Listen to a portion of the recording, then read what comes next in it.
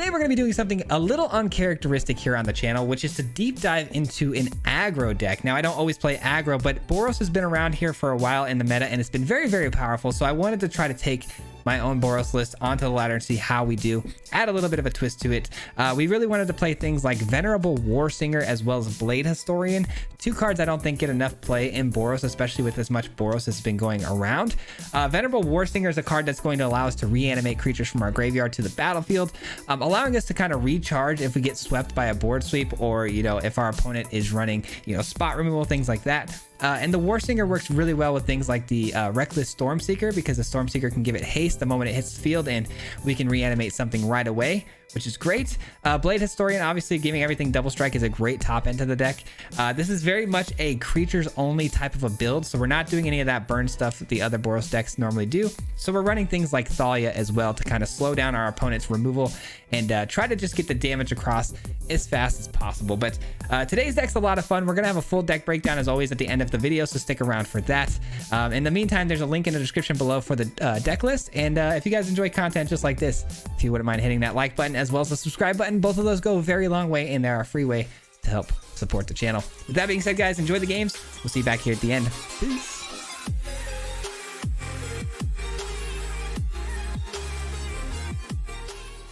Be sure to check out the new Swayze shop that just went live. Get yourself a really cool community-inspired t-shirt, all while helping support the channel. Links to the shop will be down below in the description. And with that being said, enjoy the games. Peace. What's going on, everybody? Welcome back to another video. Today we're going to be playing a Boros deck that, I gotta say, this thing is probably one of the gnarliest Boros decks I've played in recent times. It uses Venerable Warsinger, which is a really, really busted card that's going to allow our deck to continuously generate value over time by bringing things back from the graveyard. It's really, really ridiculous.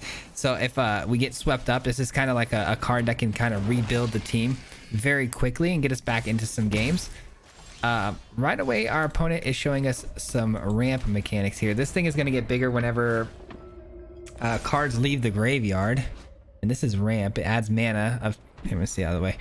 Adds mana of any color, add 2 mana of any color, spend this mana to cast spells from the graveyard. So they're really focused on graveyard stuff. Okay, so this is making things cheaper from graveyard, and then this is getting 1/1 counters when things come out of the graveyard. So just keep an eye on that. Look at the top 3 cards of your library, may reveal a creature card from among them and put one in your hand, put the rest in the battlefield. Okay, so these are going to the graveyard. Interesting. That is a very interesting card, Orvar. All right, they bounce that back to my hand. This says trample. Whenever you put a land card into the graveyard from anywhere, put them on my counter. Interesting. Okay. A lot of things I got to keep my eye on. Holy cow. Let's go with Cavalier. Maximize the mana consumption here. Maximize the amount of damage. We are the aggro deck, so the output's going to be important here. So let's throw down some output. Next turn, we'll go double Luminarchs. And yeah, we're looking good, man. We're looking okay. Opponents doing their thing for sure, though. But blue-green doesn't have any sweepers, so we shouldn't be too afraid of removal. All right, so now whenever a land goes to the graveyard, they're going to be able to pump this thing up, which is pretty annoying. Yeah, I'm going to just go aggro here. I could have played the Seed of the Empire to kill this thing on blocking, but I think I'm just going to go do it like so. Do it like so, and then they're down to 13. We're winning this race very easily. We pumped the whole squad with the Intrepid Adversary next turn, potentially. And from there, we should be able to just smash them and win the game. But yeah, guys, this Boros list right here, I have a pretty strong feeling that it's going to be very good. I played against another player on the ladder not that long ago that used the Venerable Warsinger in their Boros build. And so I was like, I have to try that myself. I think that works so well, especially in current meta. Boros for me was always been really strong recently, but lately it's been getting blown up a lot by control decks. So I think Warsinger is a good way to just kind of combat that problem. All right, I am going to pump the squad up here. Auto pay. Now we got a 5/3 life linker on the return fire if they want to make any sort of attacks here. If I want to make a block, I have that available to me. Obviously bounce spells could be annoying.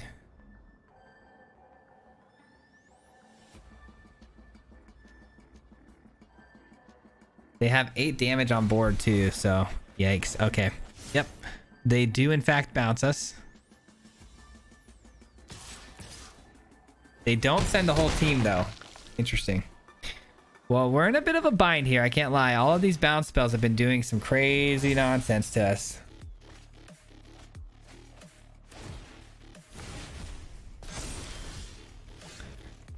Interesting. 2, 4, 6, 8, 9, 10.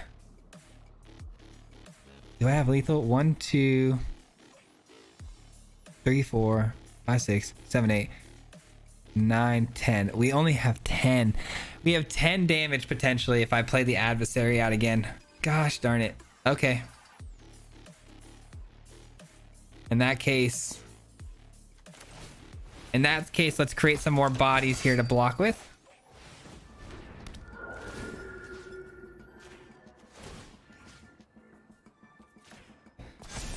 More bodies, the better. Let's play defensive this next turn because of the bounce spells that they could potentially have here.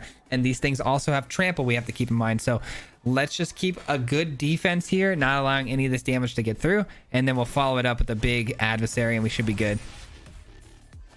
That's huge. That means they don't really have much of a play here on this turn. But that does get massive. Shoot. Okay. They send both their tramplers.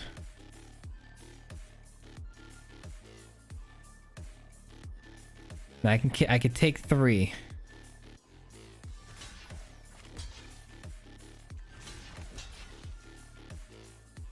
Man. Really?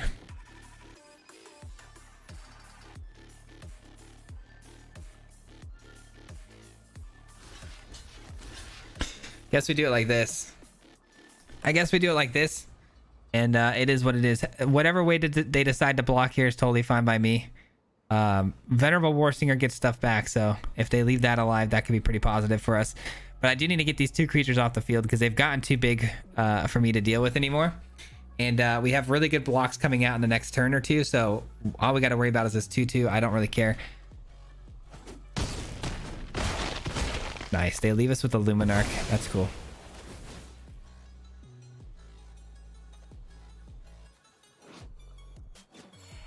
They gained a lot of life on that. And they get down an Outland. Okay.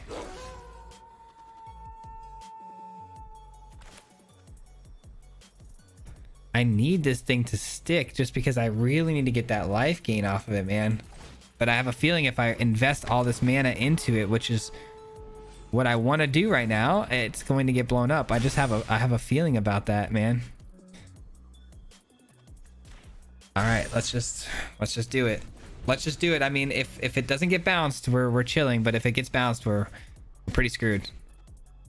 This first game is turning into an absolute nail biter, which is crazy because I thought my games were going to be very, very fast today, but this one has been kind of a weird one. That's fine. That's fine. All right, cool. There's no bounce spells. No bounce spells, which means we're getting right back into this game. Let's go, baby. Let's go. All right. I can play everything, huh? I can play the whole squad. All right. Now, do we send the whole squad? That's the big question. It's a lot of damage we have here for sure. But do we send the whole squad? We're going to gain 7 life.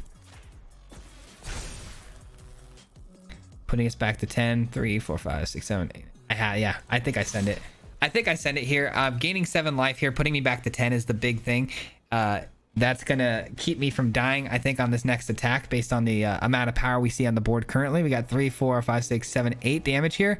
Obviously, if things leave the graveyard, they get bigger, but I'm hoping that they're going to be forced to make some, blocks they don't want to make here, which looks like they are.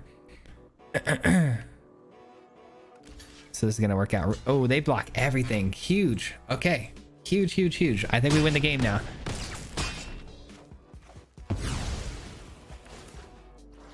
Unless, of course, they have a way to sweep the board of some, you know, some weird mechanic that can bounce everything. I don't know.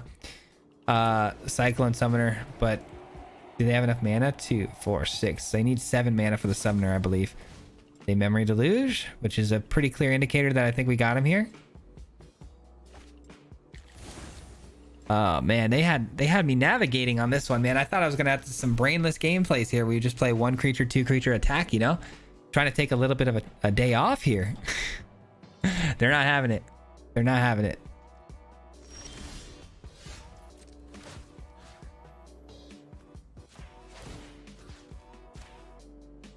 Let's just have these pump all of themselves. It doesn't really matter. Attack in here. We're gonna boast with the Usher. Opponent has another bounce spell, clearly. Dang it. Fair enough.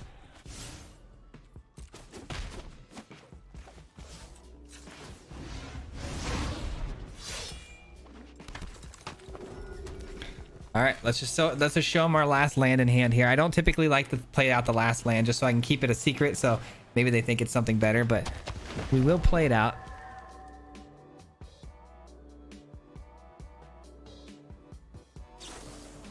Otherworldly Gaze, fine, fine.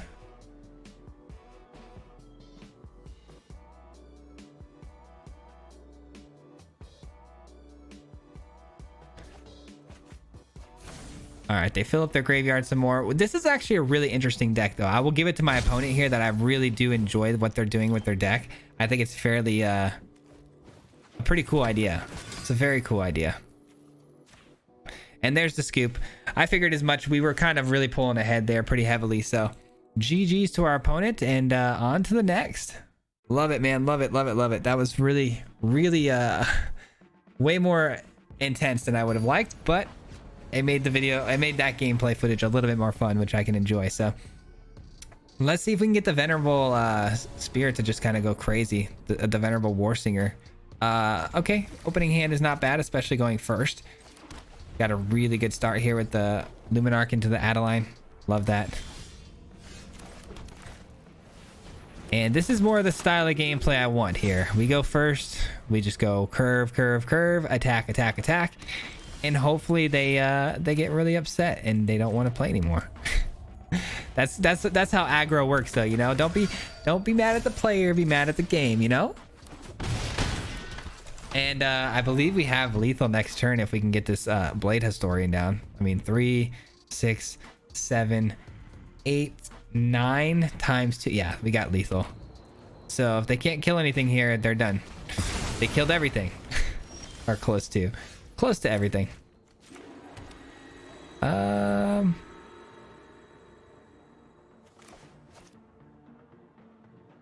I'm gonna go Warsinger here. I'm gonna go Warsinger here and see if we can grab something from the graveyard.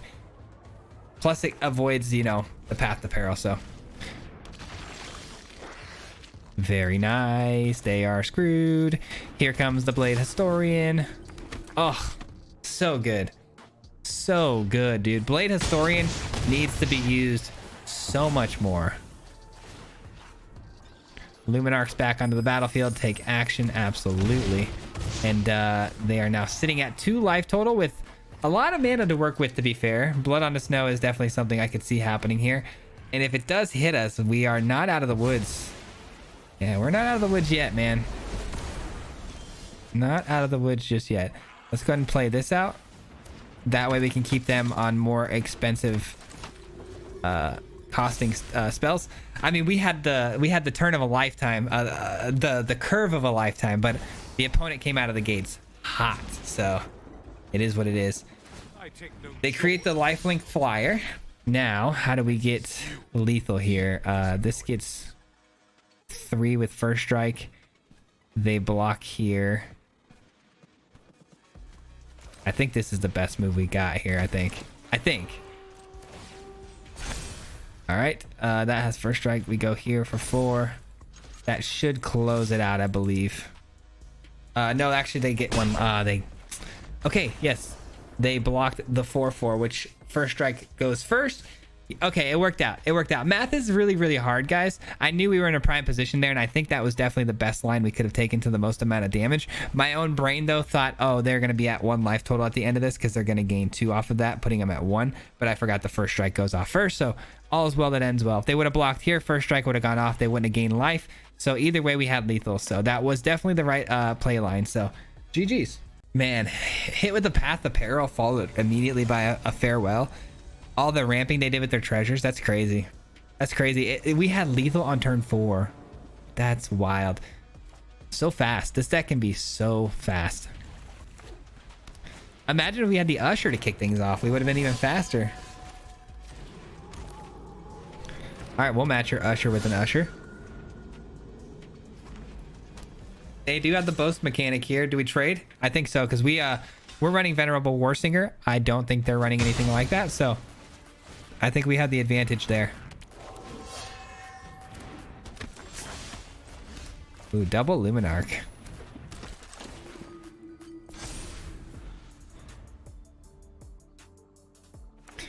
Double Luminarch. Or, like I said, do we go Warsinger here? I mean, it's... I think actually we'll go with the Reckless Stormseeker, and then we'll give the Venerable Warsinger haste. Which is kind of the big reason why we even have the Stormseeker in the deck. No attacks because we can block here and here pretty comfortably, so that might keep them off of attacking into us with some stuff. That's so annoying. That's so annoying. We're up against a mirror type of a matchup here, and our opponent though is running Brutal Cathars for a day, so that will make all the difference in the world here in this matchup. I thought the Warsinger would make the difference in this matchup, but obviously getting hit with double Brutal Cathar, I'd say that does the trick. I would say that does it. Yep, and an apparition. I mean, what do you do?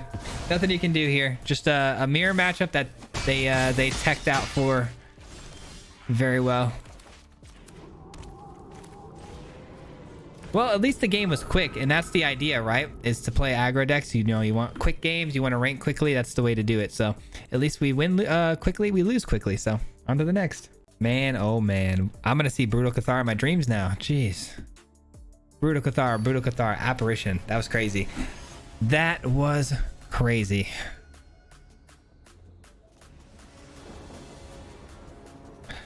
All right, we get to go first. The hand looks pretty solid. I mean, Thalia keeps them off of hopefully some sweepers pretty quickly here. I do need a third land, but I think we'll be all right. I think we'll be all right. All right. Nice. Another land is actually really good. We're going to go ahead and play this out first. And we do avoid Shambling Gas being blown up by Deadly Dispute. But not by a Blood Chief's Thirst. That's annoying, though. That's going to get really big. Okay. Fair enough. We'll go with the Warsinger, I think, is the choice. Because if we can get the Luminarch back, we're in business. The Champion of the Pairs, though, man, that thing's going to get big. I hope we can... Wow. And they have exiling effects. What in the world is going on with just people having the perfect cards at the perfect time these days, huh? Seems very, very sus, if you ask me. Well, I can't be upset. I just drew into a really good card. All right. Exile card, create that. Sure, sure.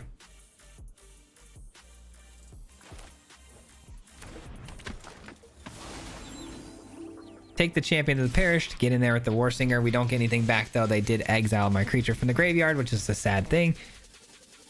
They're sitting on 4 cards in hand here. Let's hope that there's no real crazy removal spells.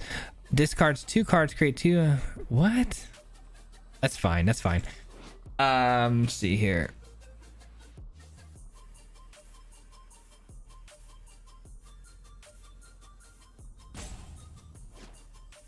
Just trying to think. I get that back. I get back the Thalia with the Warsinger, so I'll do it that way. All right, that's pretty big time. All right, let's attack in real quick. The Ghast can kill the Cathar, so we're just gonna swing like this. Yes. And then we go with another War Singer. All right, we're chilling. We're chilling. So now anytime they want to kill any of our creatures, we'll just continuously keep bringing them back, which will be very, very nice. All right, let's go. Let's just do this and this. Seems fine. Seems fine to me. There's the scoop. Yeah, they didn't really have much of a chance there. They weren't hitting their land drops as consistently as they possibly could, and they were a far ways off from like a blood on the snow type of effect. So GG's, very good. Just cruising along, man. That Venerable War Singer, I'm glad you guys got to see just how good it can be. Obviously getting hit with some sort of graveyard exiling effects was kind of unexpected there, but it is what it is. We still got some value out of it in that game. If we can pump the thing up too with Luminarch and, you know, the Storm Chaser, it can get even better.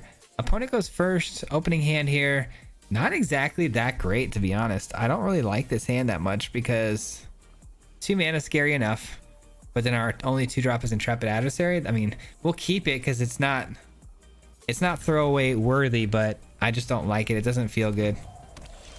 All right, and we're against an opponent where these Brutal Cathars are probably irrelevant because they are on Is It colors. Grixis, okay, there might be some vampires here. Nice. I did need that. I don't like playing this out like this, but you know what? It is what it is. Gaining life could be pretty relevant here. We'll see.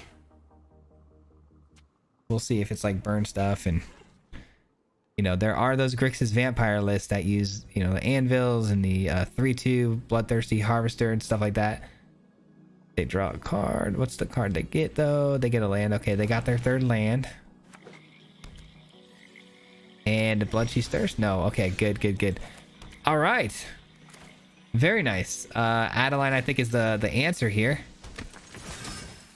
A lot of damage being had here, and then Adeline just getting bigger. So as long as I avoid a sweeper here, we're in good shape. But there is Meathook Massacre we got to worry about, but that's a 2nd red source, so there's no Meathook Massacre. Burn Down the House is not coming. Nice. We've got another turn here, which means, I was going to say, which means the opponent's screwed, but they did just take away quite a bit of damage we were just going to put on them. I was saying they were screwed if we get a land here because we would have been able to pop that, which would have been crazy.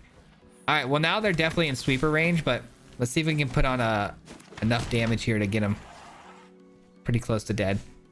We drew 3 worthless cards, though, here with the Brutal Cathars. Just super unlucky in that sense. So it is what it is. If we lose this game, it's strictly because, you know, we didn't find what we needed for this matchup in particular. Those Brutal Cathars would have been really nice last game. Or the game against the other Brutal Cathars, that is. Games are moving so fast here, I don't actually know what was the last game we played. Wow, they didn't have the sweeper. I was really worried about that. I thought for sure they'd have the sweeper, but no. We closed that one out pretty easy. Well, we got a little lucky there with the no sweeper factor. I thought for sure we were going to get hit with some sort of burn down the house or Meathook, something like that. They dropped the Celestis, which allowed them to ramp up, so got a little lucky there on the sweeper avoidance. Again, Brutal Cathar was just not the card we wanted to see. Venerable War Singer in that last matchup would have been pretty good. Let's see here. We got a pretty solid opening hand here. Snarl kicks things off. We have a basic, so this will work. This will work.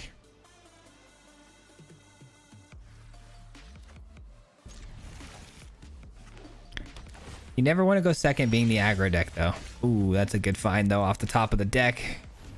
A good rip right off the top. Put some pressure on early and fast here. Opponents on Dimir. They're gaining life, too, on these tap lands. They're probably going to be a control deck. And if they're a control deck, again, sweepers are going to be our worst nightmare here. But we do have to play out the Luminarch. Even though we might get hit with a Jawari Disruption, there's a chance we can get it back later. So we're going to try our hand at the Luminarch. We have to play it pre-combat, so we do have to walk into the Jawari, unfortunately. I guess we could have gone, you know, boasting here, but we have the luxury to be able to play that out and just have it blown away because, again, Venerable gets it back.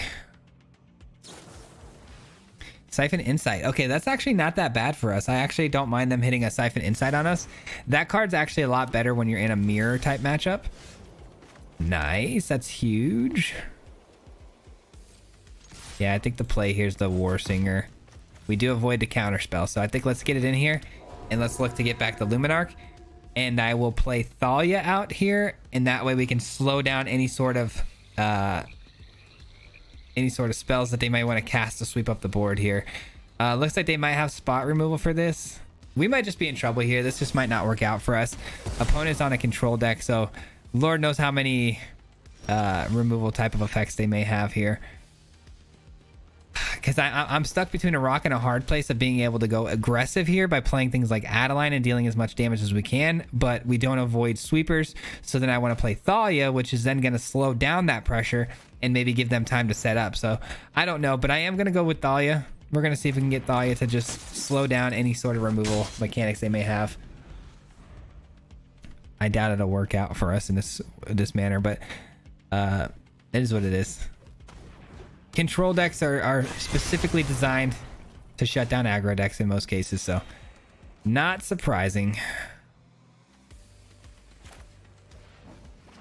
Not surprising. I mean, we got them down to 14 right now. If we top deck another land, Blade Historian makes things very interesting, but I don't know if that's the move. I don't know if that's the move or if Adeline's the move.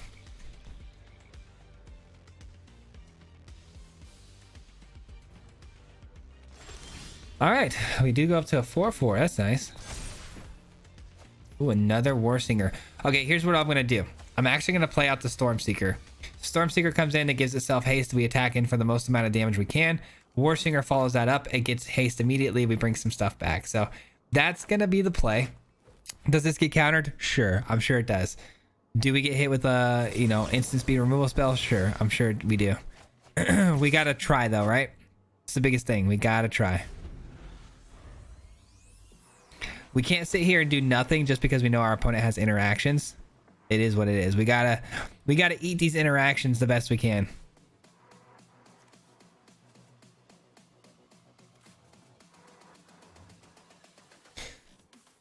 Second main phase here. I've got to imagine they've got some sort of draw mechanic at this point.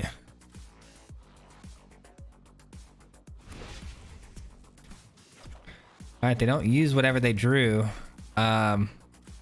Double strike seems pretty fun for a 4/4, but it's not lethal. So let's just hold the Blade Historian to the last second here. It could really shock the opponent here. All right, they wash away the Adeline. All right, now we currently have lethal if we can get the Historian to resolve, which that's the key word, resolve, right? All right, they're gonna probably play out the card they stole from me. Okay, they go Indulgence. I like that. That's mana for just drawing and then discarding, which is net positive, I think, for us on our end. Negate goes away. That's a dead card for them. Good drop on their part. Now, the moment of truth. There's 2 cards in hand here. 1, 2, 3, 4, 5 mana left to open.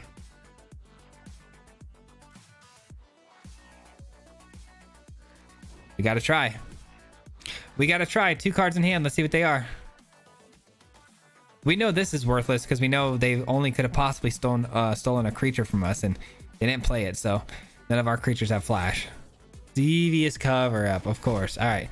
Well, they're officially at 2 life total though, so they got 1 card in hand. Let's see what that card is and what their top deck is, because they're gonna need something big here. They need something really big here. They just ran out of juice, man. They ran out of juice, and we just keep hammering. So, all right, it's pretty good. A lot of mana to work with here, so that's potentially pretty decent. They throw away an Indulgence. They had to have found a kill spell here, right? Insight, I'll take that. Unless, of course, they top deck my Brutal Cathar, which looks like they did. Oh, it's Thalia. Okay. I have Trample, so that's good games. GG's, let's go. Wow, we actually avoided all of those removal spells. And they may have dropped that Meat Hook Massacre slightly too early, but oh well. Good game. All right, man. We're kind of flying with this thing, man. This might be my next deck to rank up with quickly. We might need to use this to get to diamond next month really, really fast. Maybe I should have been using this whole time to just get a number next to my name, but I'll keep it. It's not exactly what I wanted to see, but I'll keep it. Usher turn 1, we can't really be too upset about. Ooh, a crab. All right, I actually don't mind this matchup if we're against a true mill deck, because we're so aggressive. That is like mill deck's worst nightmares, is a pure aggressive deck that kills them before they can do all their, you know, hideous laughter stuff. So would have been really nice actually to get that Thalia, man, because we could have shut down a lot of their plays. All right, I'm going straight in. We're going aggressive mode here. Pure aggression. No attacks, no point. Next turn, I think we go Adeline. We just ignore the crab, honestly. I mean, Brutal Cathar would be sweet, but I think just smashing their life total as fast as possible is the move here. Especially because they're foretelling things, which means dual strike, I've got to imagine. So they're on that very classic... Oh, it's not. Wow. Okay. Brutal Cathar it is. Well, he showed me. Our opponent showed me, man.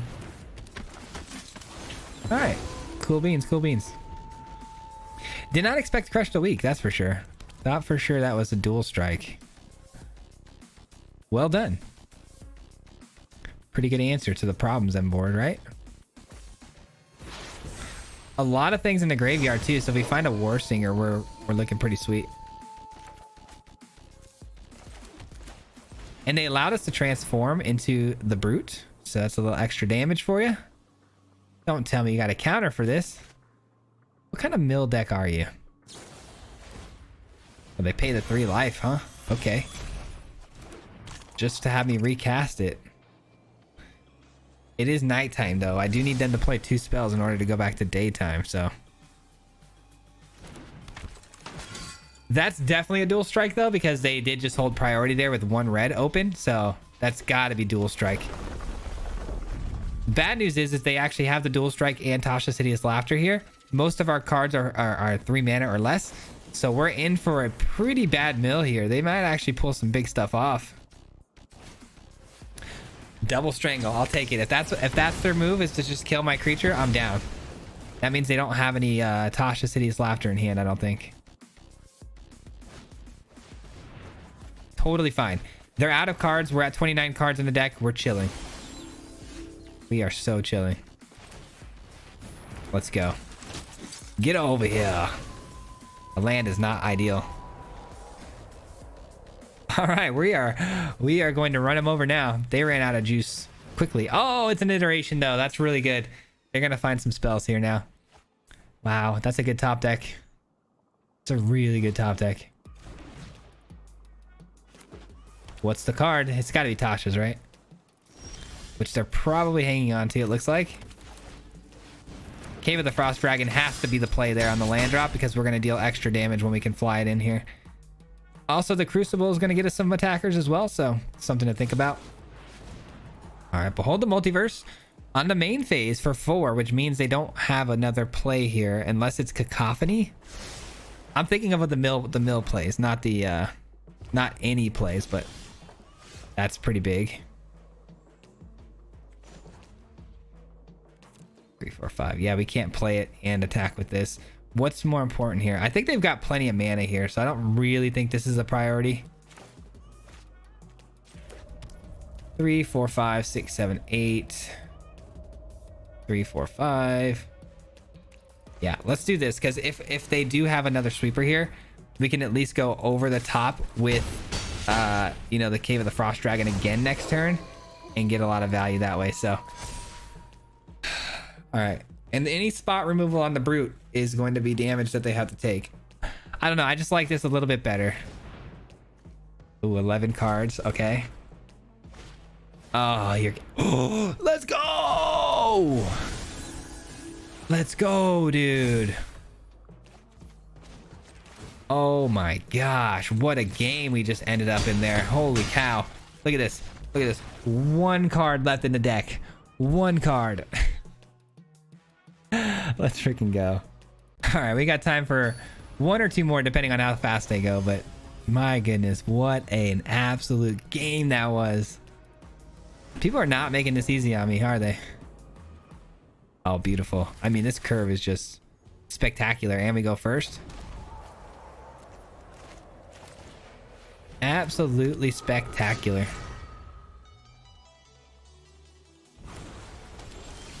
Blue mana, though, always pretty scary. And Thalia, though, really hurts this deck, I'm sure.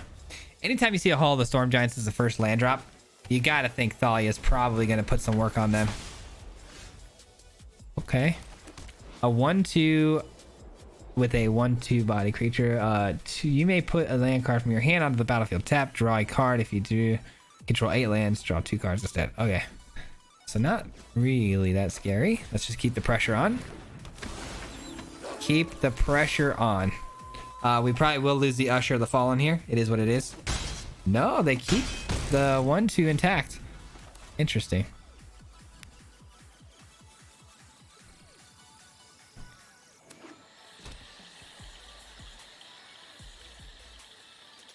Best case scenario here would be if they had some sort of fight mechanic there and they fought Thalia.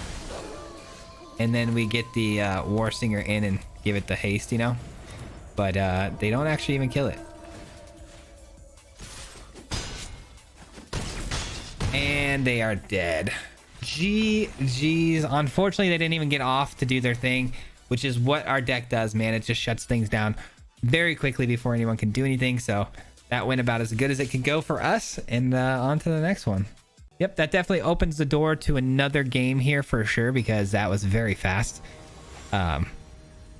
Very happy though, man. I'm happy because I've been trying to grind out the ladder a lot with a lot of janky stuff. So it's nice to just go a little bit more try hard mode sometimes and a little bit sweatier and in a unique-ish kind of way. And I think this deck is unique in the fact that it has, you know, a little bit of reanimation tied into it with some of the creatures, which is really fun. So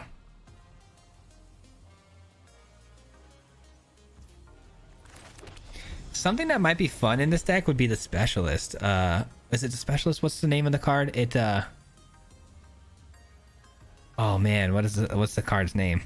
I think it's something Specialist, and it gets Extraction Specialist. That'd be really fun in this deck because it can also bring creatures back from the graveyard. It'd be very interesting. All right, opponent's on some mono red stuff. Hopefully, if we can get this down and get its 1/1 counter immediately, we avoid Spikefield Hazard. But that's, I guess that's about it, huh? Maybe Thalia was the play there. I don't know. I'm guessing this is a traditional Boros list though, so I'm not too afraid of it. I think ours is inherently better.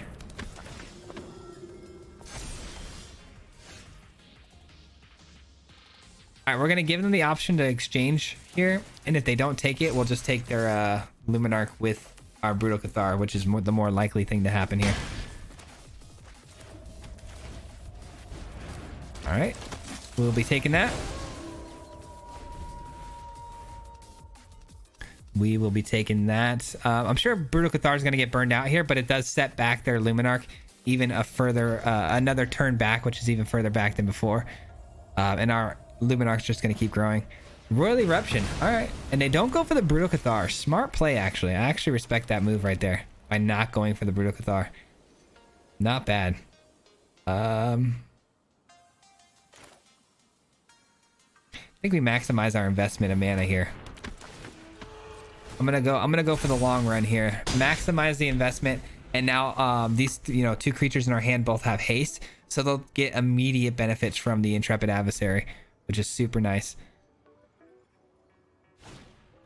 Now they go Royal Eruption onto the Brutal Cathar, not actually killing the adversary, which is crazy because I thought maybe they would stick to the similar game plan here, take out the more important threat, which my opinion would have been the adversary, but I guess they can trade here though. If they're gonna trade though, I don't mind that trade. I think we're okay with that.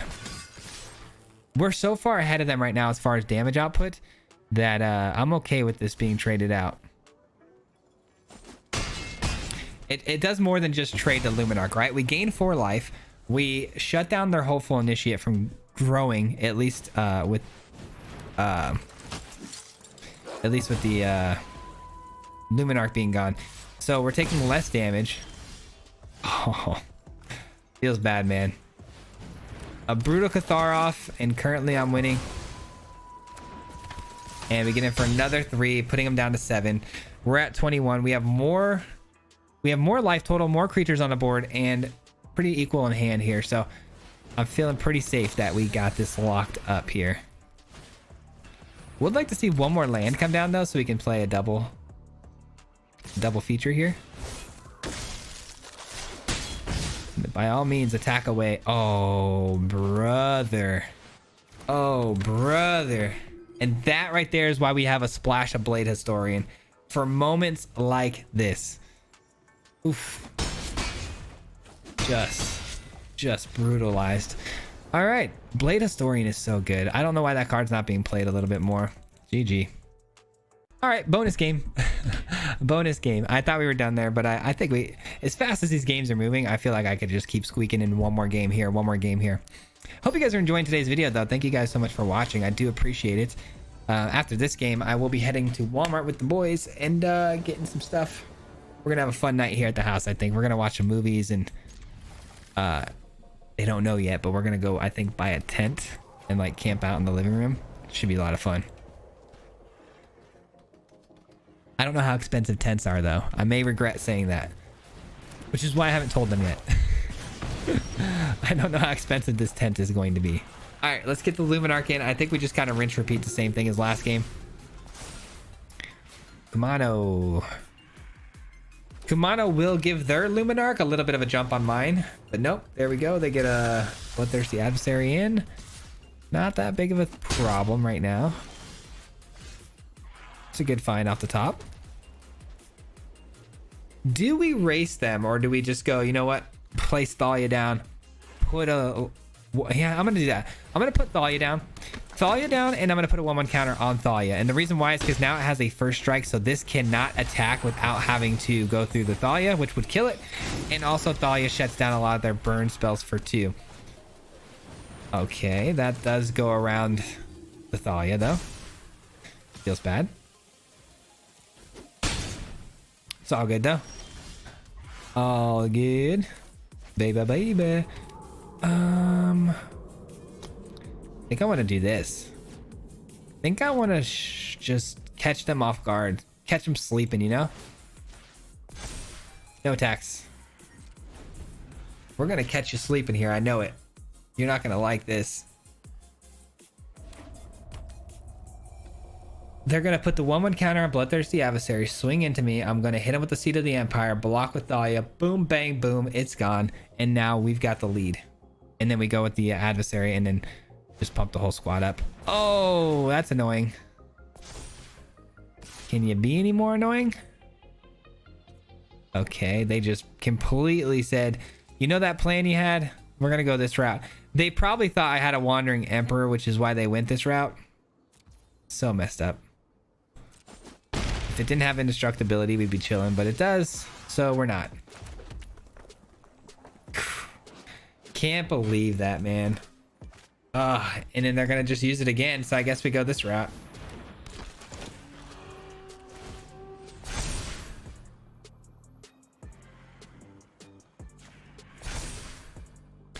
No attacks. Let's get hit by the Angel Fire Ignition here. It does cost 1 more though, so they might not have the land. No, they do. They definitely do. The good news is if they use up all their mana here to do it again, which they're going to, it looks like, we can block with Thalia, and then we can kind of return fire here with another Intrepid Adversary pump, and we're going to gain a boatload of life. So I think that's the move. I think that's the maneuver.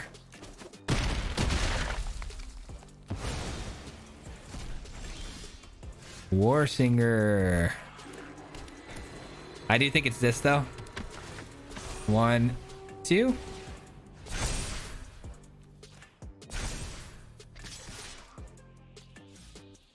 And then we'll go this route. We do get to kill something on their end of the field, and we get to gain 8 life.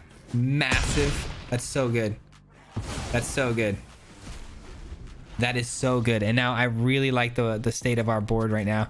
Obviously it's not perfect, but we do have, oh, that is so bad. Okay, that's not good. We do have Venerable Warsinger and Stormseeker, which can then, you know, come in and get us value immediately. Oh, oh, that's bad. That's really bad. Well, we lose to the mirror matchup, to the burn effects, which is super sad. I mean, if we go... Yeah, let's go Warsinger here. Give the haste to the Warsinger. Warsinger gets in. Has Vigilance, by the way. And so we have blockers to spare. We get back a Intrepid Adversary, which has lifelink. So, I mean, there is a shot. It's a shot in the dark, but a shot nonetheless. And that does it. That's 3 passive damage that I can't get around. So, or not. They could have had lethal there, but they chose not to. Okay. It doesn't matter. I mean, they still win the game, but they could have just killed me outright right there. They could have killed me straight up, but they chose not to, which will be their undoing. No, it won't. No, it won't. We're dead. Let's be real. We attack in. It is what it is. We had 2 blockers, and now we have 1, so we're dead.